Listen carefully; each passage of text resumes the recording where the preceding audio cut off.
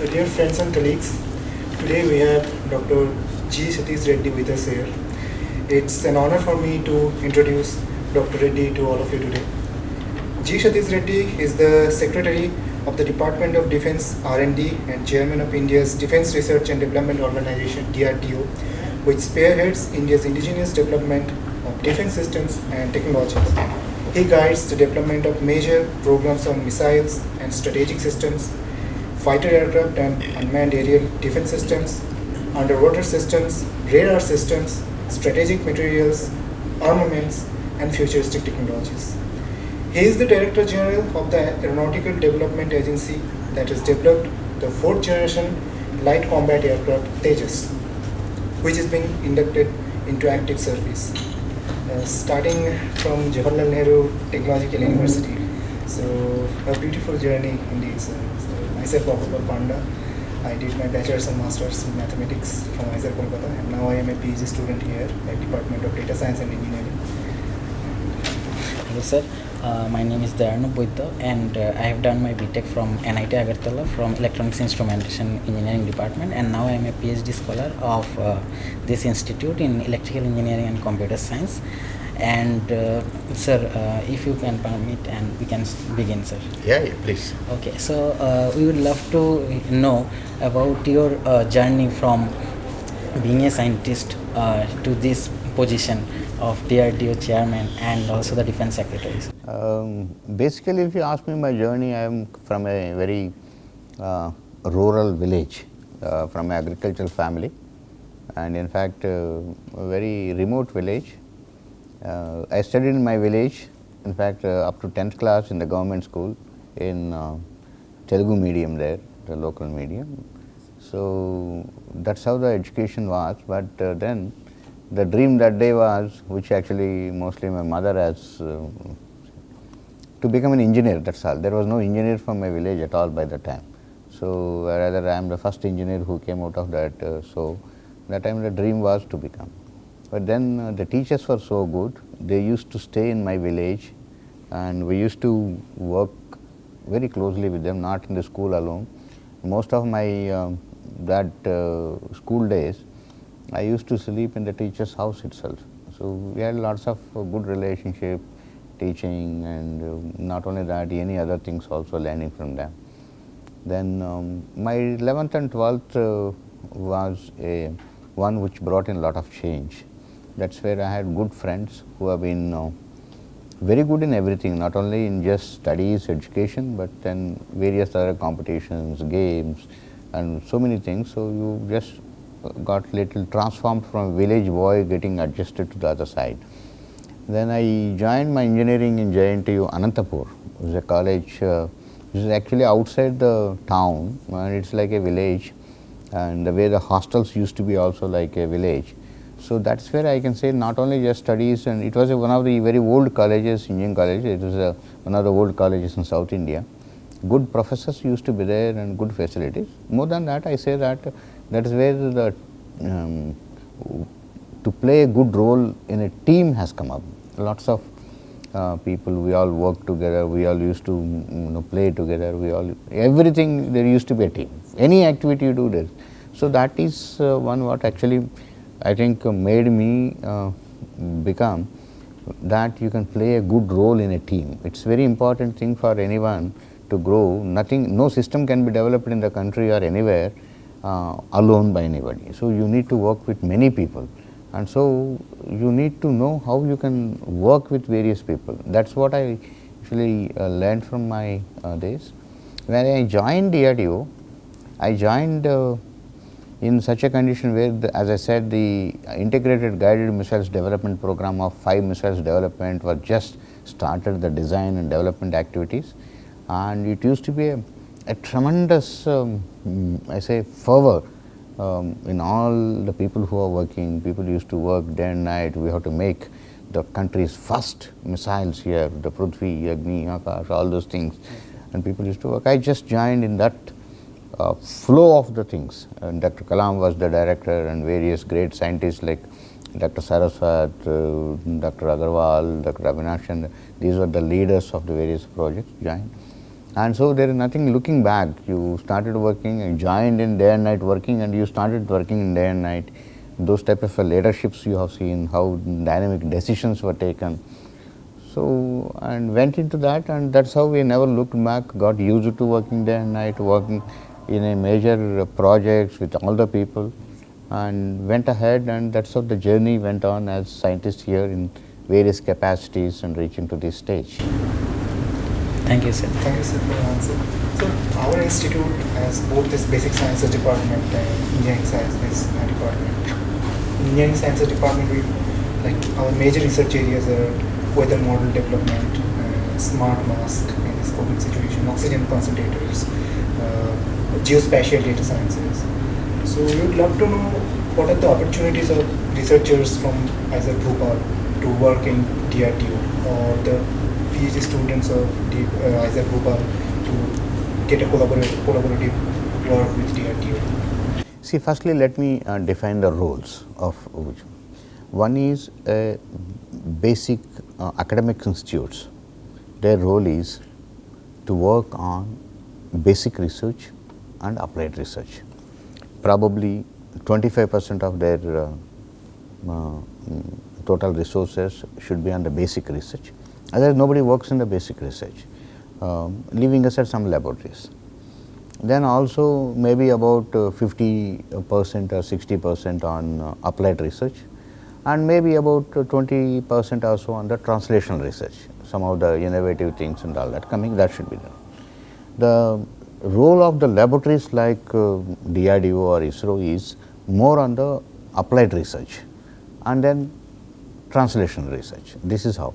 Maybe in a core niche area where the academic institutes are not working, you may have to do some basic research also, but then largely it is applied research and then translational research.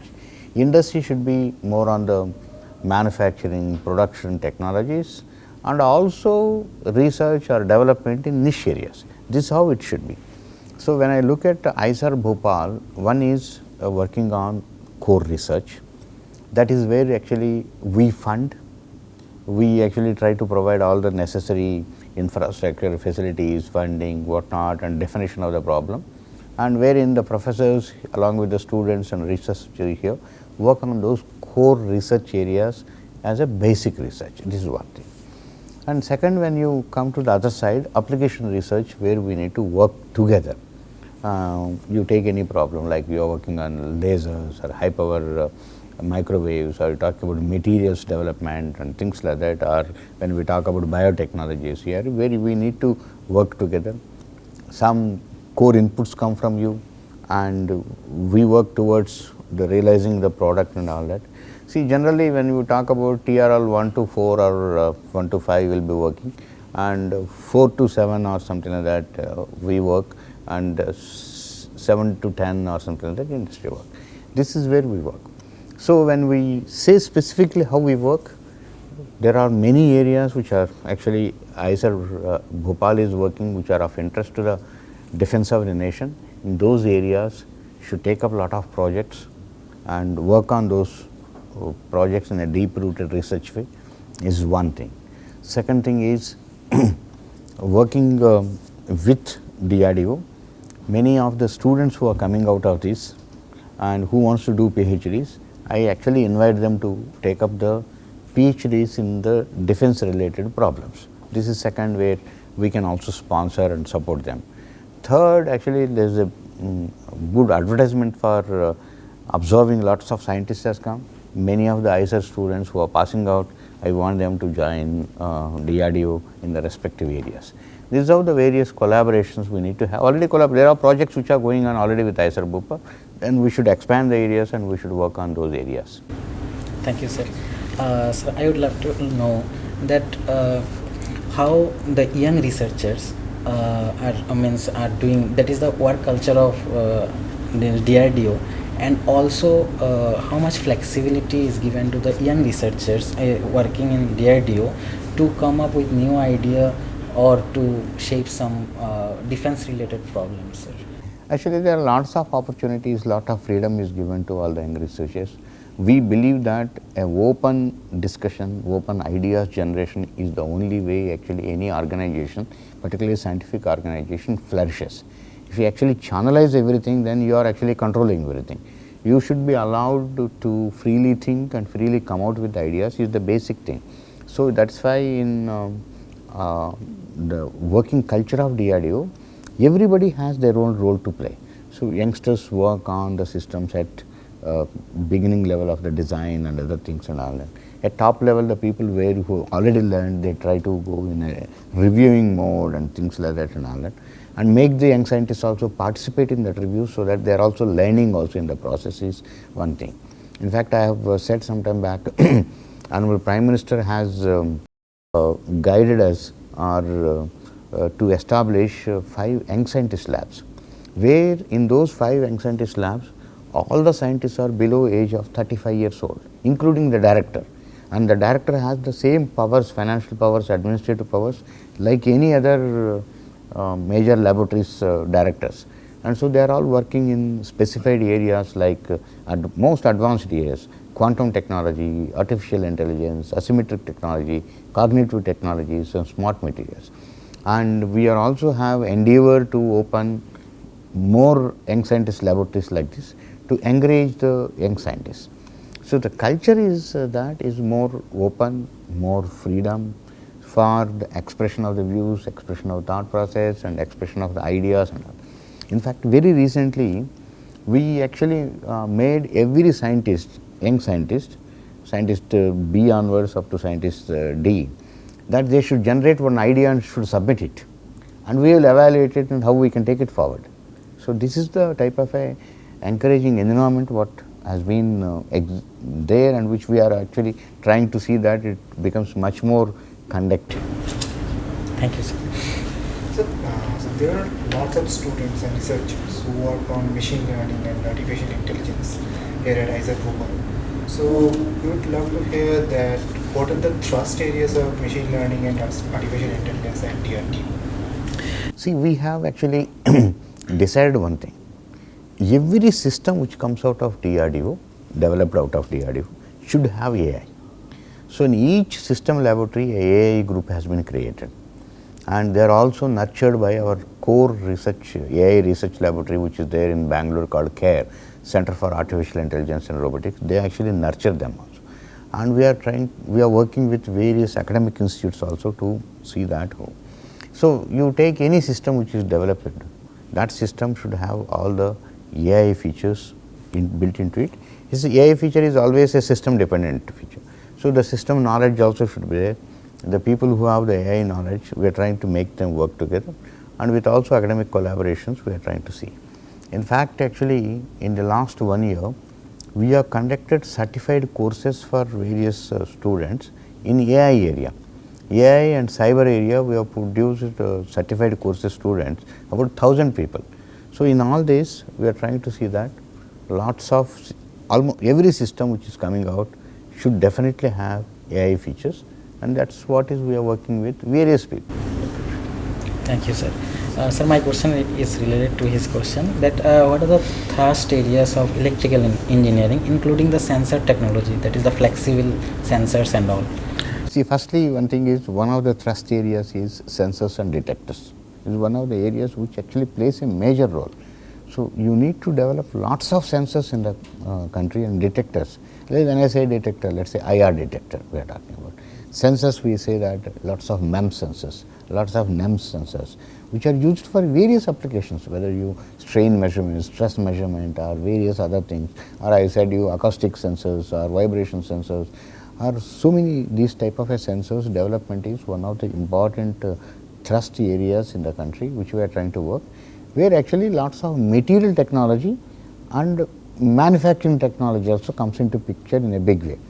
So we are working on it, we are trying to encourage various people. So that's how actually recently we have developed an acoustic sensor, we developed a MEMS sensor, we are very seriously working on IR detector. This is one very important thrust area for us. Thank you, sir. So as this is our first visit to Isaac Bhopal, so we would like to hear from you about the institute. I am actually thrilled to see this institute, very nice campus, very clean, very neat, and various buildings and facilities what I have seen are also very good, looks very modern up to date, and I see a lot of enthusiasm and in the both faculty and also the students, and particularly many people whom I interacted just after the convocation, almost all said they want to do research. That's one of the very important things, the research culture bringing in this country in a big way, not that research was not happening, in a big way is very important, and we need to have people who are actually getting into deep rooted research in the specified, maybe it is a very narrow area also, but need to do. So, that I could see in the students fraternity here in ISER Bhopal who I have interacted. So, I am extremely happy about that, and so this actually gave me a confidence that in the science research and that getting converted into technology, India is going to transform a lot in the next few years. Let us say it is 3 years or 5 years, whatever area it is, a lot going to happen in this, and all these researchers I am sure that they will be working in the country and try to see that the quality of our academic institutes becomes world class. As I was saying some time back, as Director ICR also was saying, we should have many academic institutes in the first 100 ranking systems, education institutions, and I am sure Bhopal also strive, ISER Bhopal also will strive to become one of that institutes in the first 100. So thank you, sir, for being here with us today. Thank you. It's a pleasant moment for me to be with you, and always it is happy. I always get very much elevated whenever I am among the students and discuss with them, and then I am extremely happy for that. And also, sir, I want if any suggestion, if you can give any suggestion to the young professionals. Young professors, young students, my suggestion is that one thing is keep a very high level of target, and the target should not be very small. Put a very high level of target and focus on that, work towards that, and you will be able to achieve that. And so that makes you excel in your own field. That your excelling individually makes the nation excel also in that area. So that is my advice to all the scientists: become some great achievers. Thank you, sir. Thank you, sir. And any question from the participants? Sir, I have a small question. Please. For example, if a young student wants to join DRDO, institute like DRDO, what are the entry level qualification that DRDO generally seeks? Is it after bachelor? DRDO, basically we have bachelor's, BTech or MSc. These are the qualifications to join as the entry level into our scheme, like which we call it as Scientist B. For a Scientist B, the basic qualification is BTech or MSc. So people can, with these qualifications, and there are other requirements also, essential qualifications that they need to meet, and they can join. Otherwise, other way around is wherever we have academic institutes where we are giving the projects, they can join as the research scholars in that projects also. So thank you, viewers, for your attention. So we will end the session here. Thank you very much. Thank you.